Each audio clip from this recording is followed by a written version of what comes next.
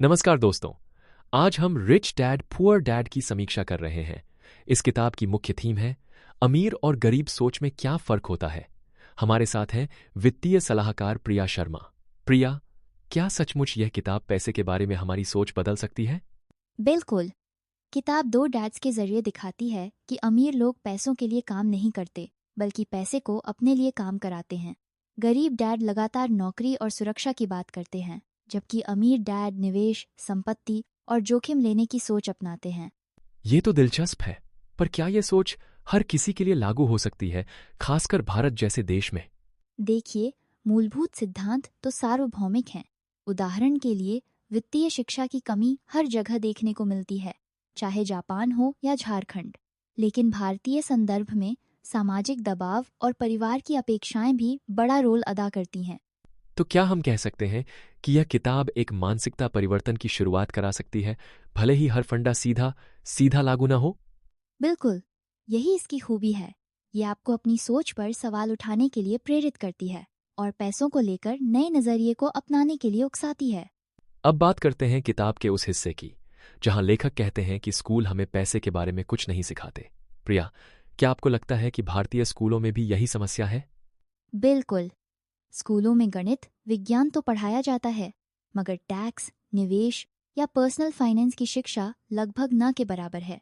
ये वही बात है जैसे आप स्विमिंग पूल के किनारे तैराकी के नियम पढ़ लें, मगर पानी में उतरना ना आए। और यही वजह है कि युवा अक्सर फर्स्ट सैलरी में ही उलझ जाते हैं। क्या आपको लगता है कि जैसे अमेरिका में फाइनेंशियल लिटरेसी बढ़ाने के प्रोग्राम्स चल रहे हैं, वैसे भारत में भी जरूरत है? बिल्कुल, ओईसीडी की रिपोर्ट के अनुसार भारत में सिर्फ 27% लोग ही बेसिक फाइनेंशियल कॉन्सेप्ट समझते हैं। अगर स्कूलों में निवेश, कर्ज और बजटिंग सिखाई जाए तो युवा भविष्य में बेहतर फैसले ले सकते हैं। यानी किताब का यही संदेश है, खुद सीखिए, खुद समझिए, वरना आप पैसे के लिए ही काम करते रह जाएंगे।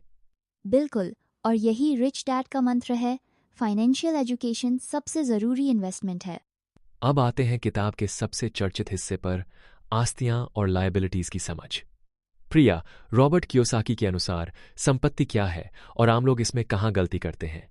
रिच डैड बार बार कहते हैं, आस्तियां वो हैं जो आपकी जेब में पैसा डालें, और लाइबिलिटीज वो हैं जो पैसा निकालें। अक्सर लोग कार या बड़ा घर खरीदकर सोचते हैं कि उन्होंने संपत्ति खरीदी, जबकि असल में वो लाइबिलिटीज बन जाती हैं क्योंकि मेंटेनेंस और ईएमआई जेब ढीली करती है। तो निवेश कहाँ करें? सिर्फ प्रॉपर्टी ही एकमात्र रास्ता है या शेयर और म्यूचुअल फंड्स भी गिने जा सकते हैं? बिल्कुल, रिच डैड के अनुसार share, mutual funds, real estate, यहाँ तक कि अपना बिजनेस, ये सब आस्तियां हो सकती हैं, बशर्ते वे पैसिव इनकम लाएं। कई बार एक छोटा सा साइड बिजनेस भी आपकी फाइनेंशियल फ्रीडम की चाबी बन सकता है। लेकिन प्रिया, जोखिम का क्या? हर निवेश में रिस्क तो है। सही कहा, रिस्क तो है, लेकिन सबसे बड़ा रिस्क है फाइनेंशियल अनपढ़ होना। अगर आप समझदारी से रिसर्च करें तो रिस्क को काफी हद तक कंट्रोल कर सकते हैं। वाह, आपने तो एसेट वर्सेस लायबिलिटी का गणित बड़े आसान तरीके से समझा दिया। चलिए आगे बढ़ते हैं। अब बात करते हैं व्यवहार और मानसिकता की, जो किताब में बार बार उभर कर आता है। प्रिया, रिच डैड बार बार डर और लालच का जिक्र करते हैं। क्या ये वाकई अमीर बनने में बड़ी बाधाएं हैं? बिल्कुल, डर, खासकर पैसे खोने का, लोगों को रिस्क लेने से रोकता है। वहीं लालच, जल्दी अमीर बनने की चाह, गलत फैसले करवा सकती है। किताब में बताया गया है कि अमीर लोग डर और लालच को नियंत्रित करना सीख लेते हैं। मान लीजिए कोई व्यक्ति अभी अभी नौकरी में लगा है, वो कैसे अपनी मानसिकता को रिच डैड स्टाइल में ढाल सकता है? बहुत अच्छा सवाल। शुरुआत छोटे छोटे निवेशों से करें, फाइनेंशियल किताबें पढ़ें और फेलियर से डरे नहीं। हर बार नुकसान सीख का मौका है। खुद को लगातार अपडेट रखें। यही रिच डैड का असली मंत्र है। क्या आपको लगता है कि हर किसी के लिए अमीर बनना संभव है या ये सिर्फ कुछ ही लोगों के लिए है? संभावना तो सबके लिए है, लेकिन अनुशासन, धैर्य और सीखने की चाह जरूरी है। जैसे जिम में रोजाना पसीना बहाना पड़ता है, वैसे ही पैसे के मामले में भी लगातार मेहनत और समझदारी चाहिए। क्या बात है!